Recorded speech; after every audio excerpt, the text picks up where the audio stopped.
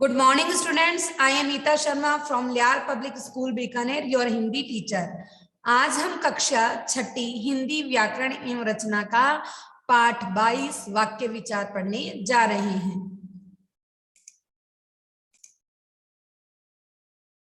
वाक्य विचार, एक चित्र है हमारे सामने।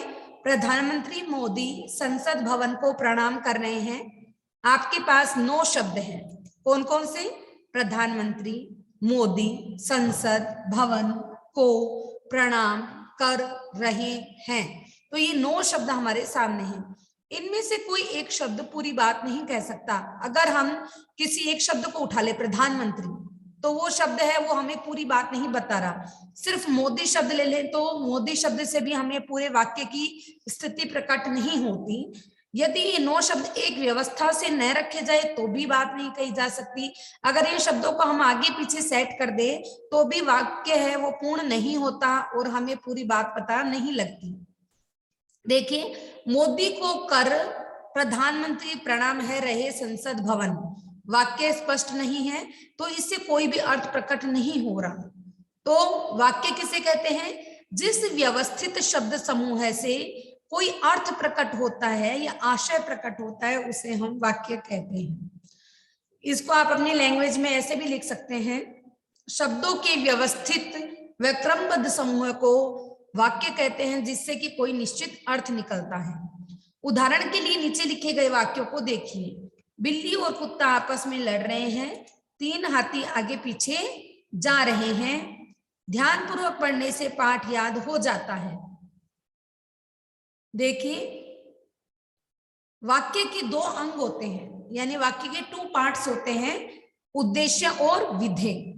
वाक्य में जिस व्यक्ति या जिस वस्तु के हम बारे में हम कह रहे हैं या उसके विषय में हम कुछ कह रहे हैं तो उसे हम कहते हैं उद्देश्य।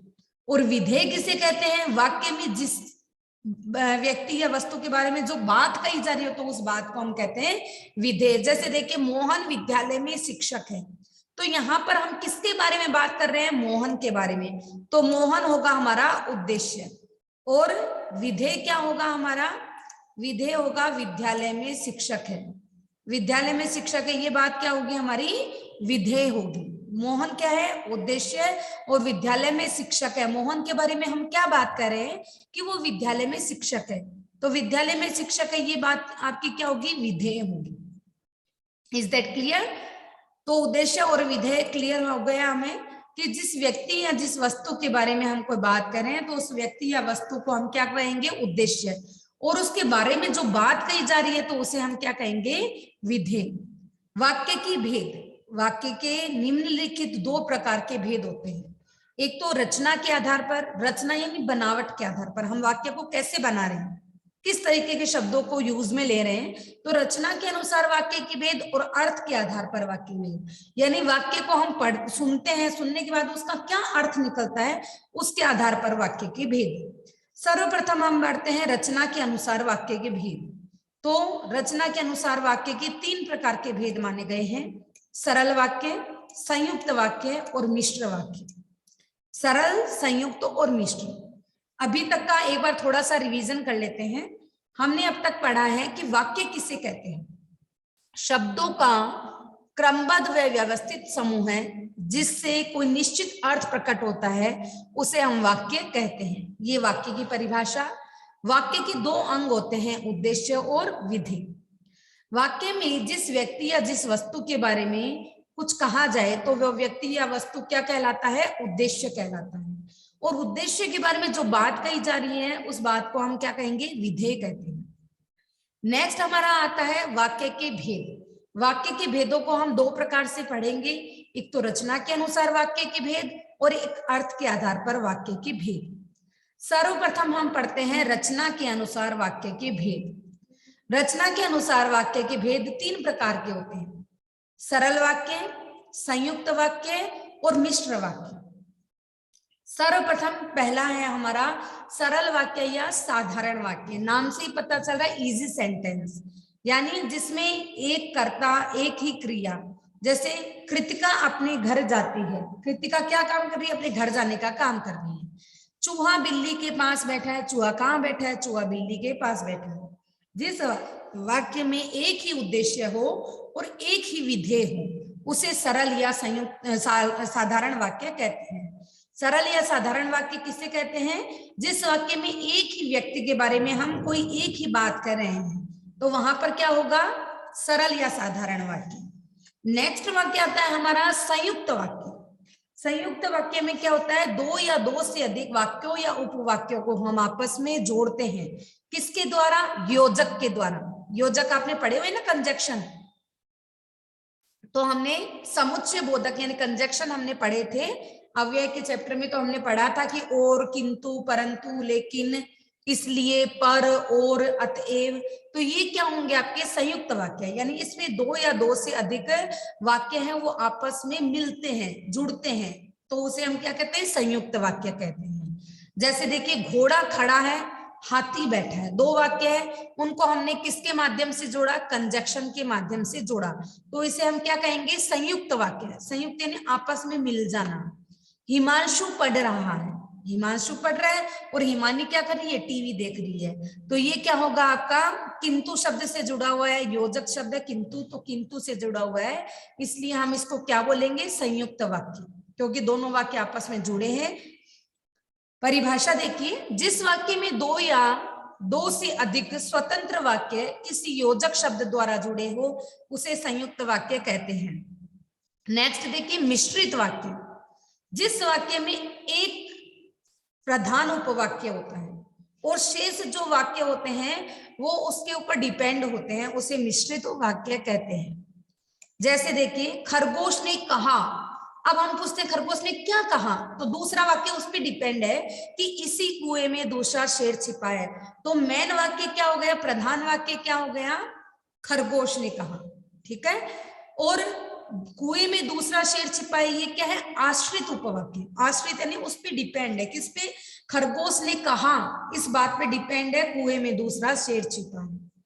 नेक्स्ट देखिए, जब लोमड़ी ने प्रार्थना की तब कौवे ने गाकर दिखा दिया। कौवे ने गाकर दिखा दिया प्रधान वाक्य है, क्योंकि कार्य कौन कर रहा है? कौवा कर रहा है। तो कौवे ने गाकर दिखा दिया। अब कौवे ने क्या गाकर दिखाया? कब गाकर दिखाया? जब लोमड़ी ने प्रार्थना की, ठीक है। तो जब लोमड़ी ने प्रार्थना की है उसका आश्रित उपवाक्य। तो ये थे हमारे रचना के आधार पर वाक्य के भेद: सरल वाक्य या साधारण वाक्य, संयुक्त वाक्य और मिश्र वाक्य। नेक्स्ट पढ़ते हैं हम अर्थ के अनुसार वाक्य के भेद। अर्थ के अनुसार वाक्य के निम्नलिखित 8 भेद होते हैं।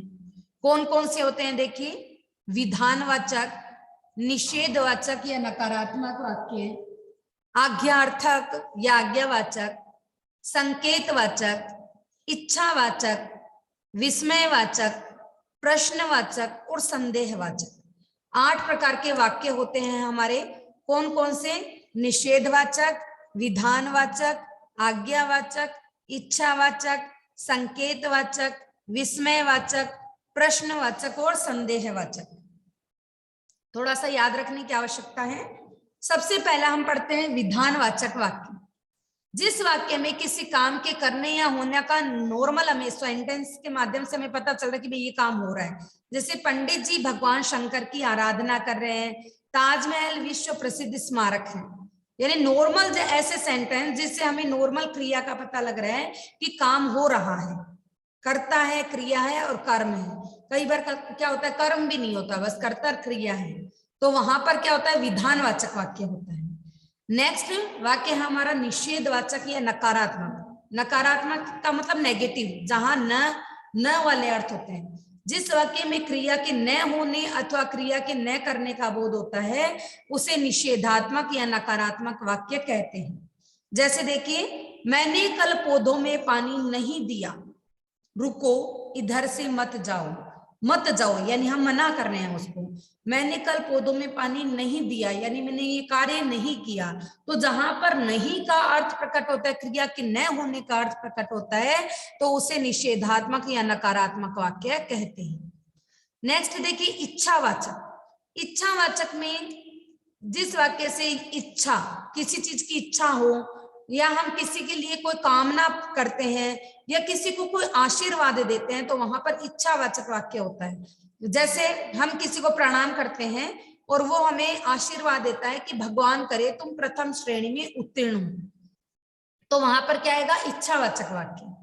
मैं कामना करता हूं कि तुम शीघ्र रोग मुक्त हो जाओ, तो हम ईश्वर से प्रार्थना करते हैं उस व्यक्ति के लिए या कामना करते हैं। कामना का मतलब इच्छा कर रहे हैं, ये चाहते हैं भगवान से कि वह जल्दी से रोग मुक्त हो जाए, तो वहां पर क्या सेंटेंस होगा? इच्छावाचक वाक्य होगा। नेक्स्ट देखिए प्रश्नवाचक वाक्य।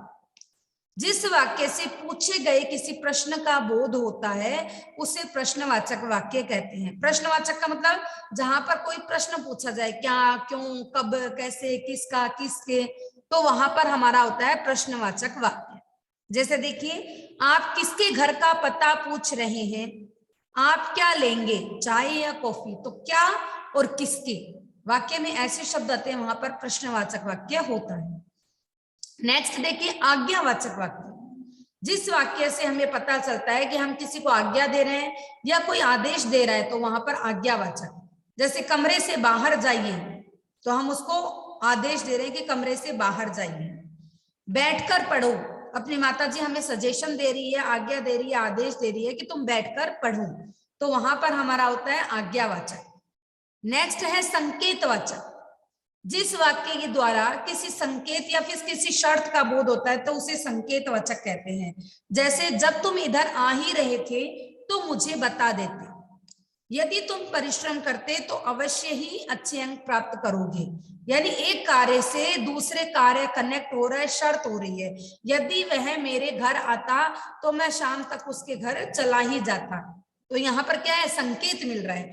एक वाक्य को करने से दूसरे वाक्य की शर्त का बोध हो रहा है, तो उसे हम कहते हैं संकेतवाचक।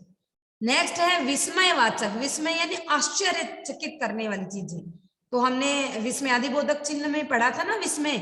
तो जिस वाक्य के द्वारा विस्मय, शोक, हर्ष, उल्लास, घृणा आदि के किसी भाव का बोध, उसे हम विस्मयवाचक वाक्य कहते हैं। वाह, तुमने क्या खूब भाषण दिया, शाबाश, तुम्हारी दौड़ तो सचमुच देखने लायक थी, हाय भगवान, मैं तो मारा गया। तो ऐसे वाले वाक्य क्या होंगे? विस्मयवाचक। नेक्स्ट है संदेहवाचक। जिस वाक्य के द्वारा काम के होने में हमें संदेह होता है, यानी डाउट होता है, उसे हम संदेहवाचक कहते हैं। लगता है तुम स्कूल नहीं गई, यानी आपको लग रहा है, अब एक्चुअल बात क्या है वो आपको नहीं पता। शायद आज बारिश होगी, आप शायद लगा रहे हो, आपको आज श्योर नहीं हो उस चीज के बारे में, आपको शक है, आपको संदेह है, इसलिए आप लगा रहे हो शायद आज बारिश होगी। नेक्स्ट देखिए, शब्दों के व्यवस्थित समूह को हम वाक्य कहते हैं। वाक्य के दो अंग होते हैं, उद्देश्य और विधेय। वाक्य के भेद, अर्थ के आधार पर वाक्य के भेद होते हैं 8 प्रकार के। कौन कौन से? विधानवाचक यानी नॉर्मल सेंटेंस, जहां पर हमें सिर्फ कर्ता और क्रिया के बारे में पता लग रहा है। निषेधवाचक वाक्य, जहां पर क्रिया में न होने का बोध होता है। इच्छावाचक, जहां हम कोई इच्छा, कामना या फिर किसी को आशीर्वाद देते हैं, वहां पर इच्छावाचक होता है। आज्ञावाचक, जहां पर हम किसी को किसी कार्य करने के लिए आज्ञा या आदेश दे रहे होते हैं। संकेतवाचक वाक्य, जहां पर किसी एक कार्य के होने से दूसरे कार्य के होने में शर्त हो, उसे हम संकेतवाचक कहते हैं। विस्मयवाचक, जहां पर कोई आश्चर्य से संबंधित, हर्ष से संबंधित, घृणा से संबंधित वाक्य होते हैं, वहां पर विस्मयवाचक होता है। संदेहवाचक, जहां पर किसी कार्य के होने में संदेह हो, यानी डाउट हो, तो वहां पर संदेहवाचक होता है। प्रश्नवाचक वाक्य, जहां पर हमें क्या, क्यों, किसको, किसके आदि प्रश्न पूछे जाते हैं, वहां पर प्रश्नवाचक वाक्य होता है। रचना के आधार पर हमने 3 प्रकार के वाक्य पढ़े थे, सरल वाक्य, संयुक्त वाक्य और मिश्र वाक्य। अब हम देखते हैं अभ्यास पुस्तिका के प्रश्न। वाक्य शब्दों का समूह है, ये वाक्य हमारा गलत है, क्योंकि वाक्य शब्दों का क्रमबद्ध समूह है, ये वाक्य हमारा सही होता है, यहाँ पर वाक्य गलत दिया है। वाक्य शब्दों की ऐसी व्यवस्था है जिससे कोई बात ठीक तरीके से समझी जा सके, ये वाक्य एकदम सही है। वाक्य में क्रिया का होना आवश्यक है, एकदम सही है। वाक्य की दो ही अंग है, उद्देश्य और विधेय, एकदम सही। चाहिए रुपए मुझे 10। अब हमें इसे सार्थक वाक्य के रूप में बनाना है। मुझे 10 रुपये चाहिए। के डाली माला फूलों नेता की में गले उसने नेता के गले में फूलों की माला डाली। पुस्तक खोलो अपनी तुम अपनी पुस्तक खोलो। ने दिखाया डॉक्टर मरीज को, मरीज ने डॉक्टर को दिखाया। अब देखते हैं निम्न वाक्यों में से उपयुक्त उद्देश्य और विधेय छांटिए। रश्मि कहानी पढ़ती है, रश्मि हमारा उद्देश्य है और विधेय है कहानी पढ़ती है। इसी तरीके से देखिए, गांधी जी अहिंसा में विश्वास रखते थे, उद्देश्य है गांधी जी और विधेय है अहिंसा में विश्वास रखते थे। हमें बड़ों का आदर करना चाहिए, उद्देश्य है हमें और विधेय है बड़ों का आदर करना चाहिए। पुलिस ने सभी चोरों को पकड़ लिया, पुलिस ने उद्देश्य है सभी चोरों को पकड़ लिया, विधेय है। रचना की दृष्टि से वाक्य की भेद, बच्चे मैदान में खेल रहे हैं, बच्चे मैदान में खेल रहे, नॉर्मल सेंटेंस है, सरल वाक्य होगा। बादल गरजे और वर्षा होने लगी, संयुक्त वाक्य, क्योंकि और है वो कंजक्शन लगा है। रजत गृह कार्य कर रहा है, सरल वाक्य। मैं बीमार था इसलिए विद्यालय नहीं आया, संयुक्त वाक्य। अध्यापक चाहता है, अब हम पूछना चाह रहे हैं कि अध्यापक क्या चाहता है, तो वहां पर हमारा एक वाक्य दूसरे वाक्य पे डिपेंड है, इसलिए मिश्र वाक्य होगा। अर्थ की दृष्टि से वाक्य के भेद देखते हैं। नया वर्ष मुबारक हो, ये हमारी इच्छा है, कामना है, तो इच्छावाचक। शायद आज आंधी आ जाए, इसमें हमें क्या है, संदेह है, डाउट है, इसलिए संदेहवाचक। पिताजी आज नहीं आएंगे, नेगेटिव सेंटेंस है, इसलिए इसे निषेधवाचक या नकारात्मक बोलेंगे। कृपया बाहर जाइए, आज्ञावाचक। आप दिल्ली कब जाएंगे, हम प्रश्न पूछ रहे हैं, इसलिए प्रश्नवाचक। छी छी तुम मांसाहारी हो, तो यहाँ पर विस्मयवाचक। यदि गृह कार्य पूरा कर लोगे तो शाम को घूमने चलेंगे, यहाँ पर संकेत दिया जा रहा है, इसलिए संकेतवाचक। सात्विक ने खाना नहीं खाया, निषेध, नहीं अर्थ आ गया, इसलिए निषेधवाचक। वह क्या सुंदर बगीचा है, तो यहाँ पर आश्चर्य हो रहा है, इसलिए विस्मयवाचक होगा। तो ये हमारा वाक्य विचार का चैप्टर यहीं पर समाप्त होता है। उम्मीद करती हूँ सबको समझ में आया होगा। आज की कक्षा में इतना ही, धन्यवाद।